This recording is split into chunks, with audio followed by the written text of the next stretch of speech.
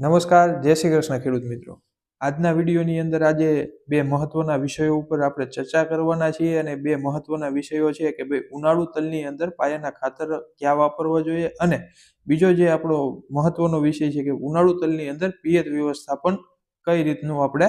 રાખવું જોઈએ. તો હું આપનો કૃષિ મિત્ર કેવલ વઘાસિયા અમારી યુટ્યુબ ચેનલ ખેતી જગતની વાતોની અંદર આપ સૌ વિડીયો નિહાળી રહ્યા ખેડૂત ભાઈઓનું ખૂબ ખૂબ હાર્દિક સ્વાગત કરું છું અને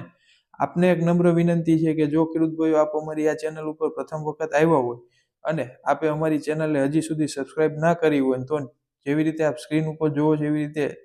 ખેતી જગતની વાતોની બાજુની અંદર કાળા કલરનું બટન આપને દેખાઈ રહ્યું હશે.